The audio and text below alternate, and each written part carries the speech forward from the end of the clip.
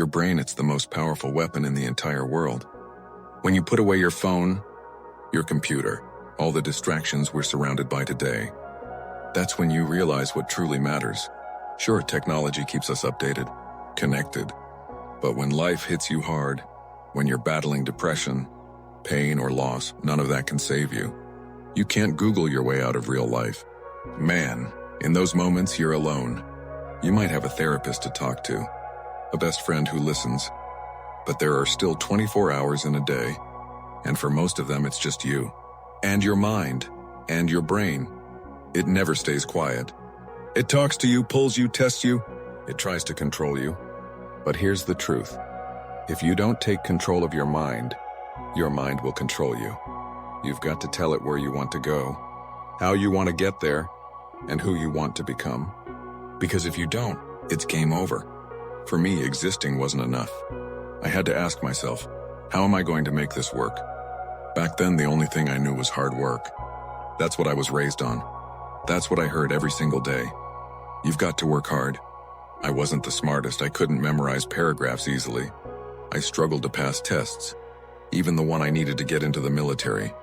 But every time I failed, I told myself, breathe and work harder. I kept telling myself I'm still not getting it. I'd read it again, but it just wouldn't stick. So I told myself, write it out. Then I wrote it again, and again, and again. And guess what happened? I got it, finally, I got it. I couldn't swim, I was negative buoyant. But I went back again, and again, and again, until one day, I got it. That's when I realized, if you keep going back again and again, your mind eventually says, all right, he's not quitting. We're going to figure this out. It's not about trying one more time. It's about making it automatic, like an alarm clock going off. Boop. We're going back. Can't read, right? Go back. Can't swim, right? Go back. I gave myself no way out. And when your mind realizes there's no escape, it adapts, it overcomes. A lot of people say they're trying hard, but your mind knows when you're lying. It knows when there's no truth behind your effort. People used to ask me, how were you in Navy SEAL training for 18 months? The program's only 6 months long. You went through 3 hell weeks in a single year? How? It's because I learned about the new normal. When I was a kid living in that 7-a-month place, that was life, that was normal. I didn't know any better.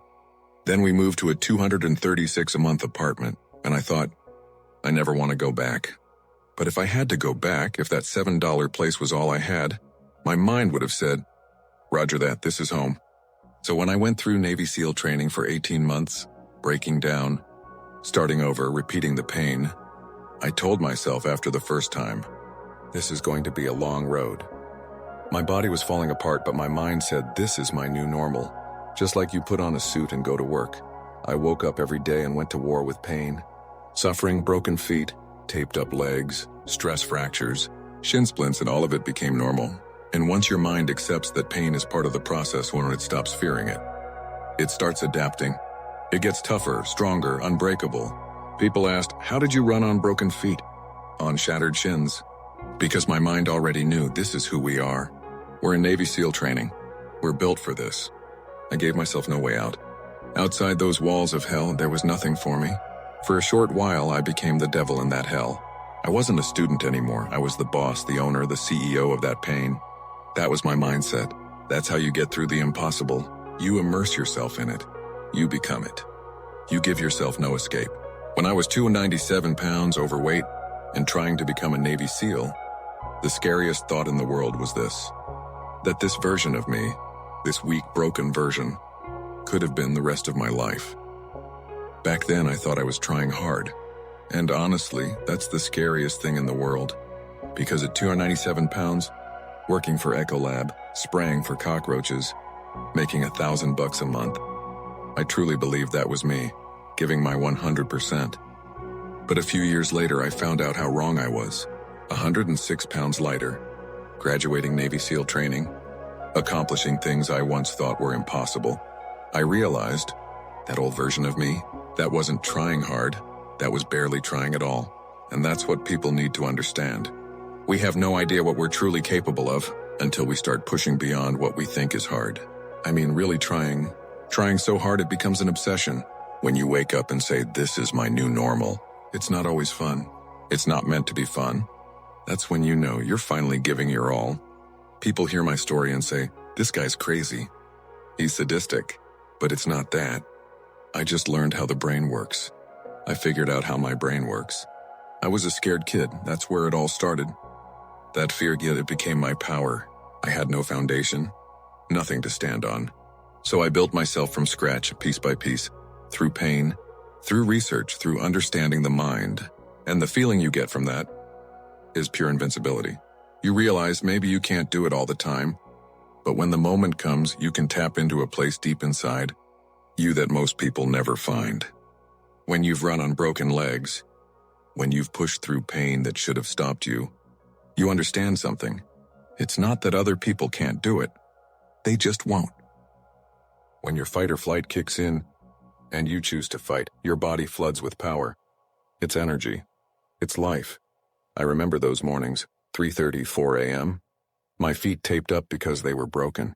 No one around, just me, about to face one of the hardest trainings in the world. Most of the guys there were healthy. Me, I was broken, but I was still there, and that's the difference.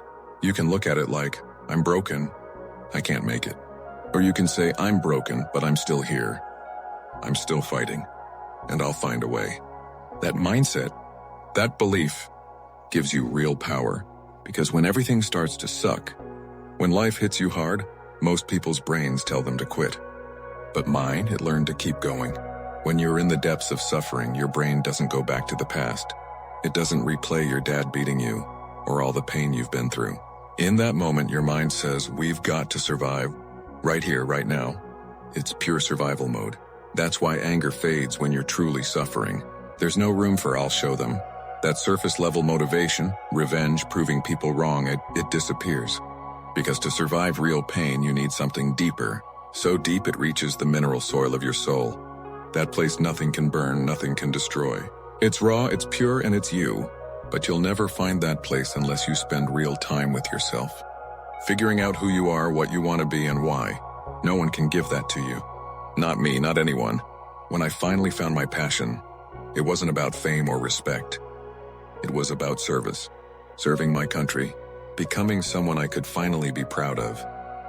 Looking in the mirror and not feeling disappointment. That's where my accountability came from. From being disgusted with what I saw every day. I wanted everyone to love David Goggins. And a lot of people did. But the truth? I didn't love myself. Most people want to find peace first. They say, "Man, you talk about suffering all the time. Aren't you tired?" But here's the truth.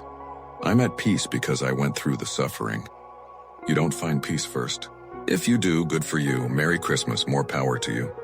But for me, peace was on the other side of pain. Because no one truly finds themselves without walking through trials, tribulation, suffering, and accountability. And accountability, that's its own kind of pain. Being honest with yourself every single day. Doing what's right, not what's easy. Showing up, not just for you, but for everyone around you. It's hard. It's miserable sometimes. But that's where strength lives, even in the smallest details. That's where peace begins to grow.